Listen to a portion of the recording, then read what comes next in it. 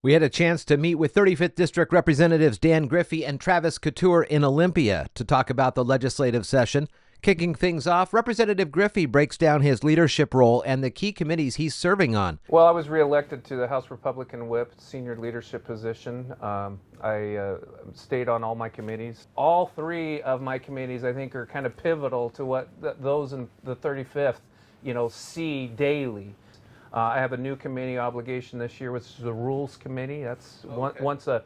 Once a bill gets out of committee, it goes to a parking or holding place, which is rules. There's a whole committee that determines what bills and when they come out and go to the floor. With the state facing a projected $10 billion budget deficit, Representative Couture, the new House Republican budget lead, lays out his priorities for keeping the state affordable for families. I'm now the House Republican Caucus's budget lead, so I'm the ranking member of the House Appropriations Committee, especially in a time like this where, we're facing, depending on who you ask, a $10 billion or so budget deficit in our state.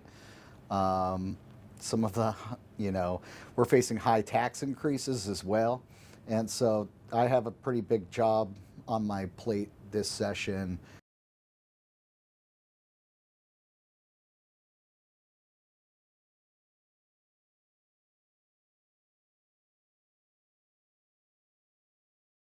Governor Ferguson's inaugural address struck a bipartisan tone, but how much will that translate into action? Here's what Griffey and Couture had to say about working across the aisle and why public safety remains a top concern.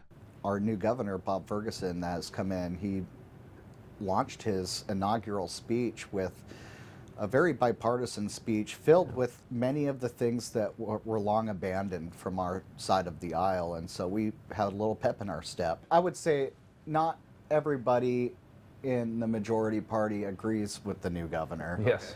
So as far as we found the things that we liked what he had to say, and we took him at his word, and we're full steam ahead on trying to help implement the things that we agreed with. Funding for rural infrastructure is always a challenge, and when the budget comes, the Public Works Assistant account is often one of the first things on the chopping block. Representative Couture explains why that's a problem for communities like the 35th. Let me tell you about one really big thing, and it doesn't sound that sexy, but it's the Public Works Assistance account. And this is about $100 million in an account so that Public Works Assistants can give out very low interest loans to local governments, PUDs, whoever, to do public works projects. Things like your water, your power, all the different infrastructure needs that we have. And basically, this is one of the biggest assistance to rural communities, because we don't have, like PUD 1, for example, it doesn't have a lot of capital, so it relies on the fact that it can go get a low interest loan from Public Works Assistance, and then it's backed by the state.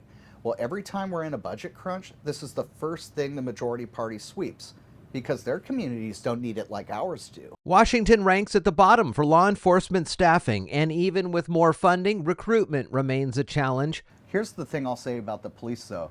You can give $100 million, $200 million, $500 million, but it's not going to solve the problem by itself. We should fully fund and make sure the funds are available, but you can continue. Right now, there's already generous incentives to be hired in county jails and in law enforcement until you finally, as a state government, start to respect the law enforcement and allow them to do their job without looking over their shoulder. We will continue to have this lowest per capita police crisis on our hands. The money is step A, make sure it's available. Step B is the working conditions and the environment for police in our state. Until it is as attractive to be a cop here as it is in neighboring Idaho or Wyoming or Montana, whatever neighboring state, we're not going to attract people to want to do a dangerous job where their life is on the line if they have to look over their shoulder for the people that employ them. We'll be back to check in with the 35th delegation throughout the legislative session. If you have questions for them, you can email Jeff at KMAS.com. Thank Awesome. you, Jeff. Thanks, Jeff.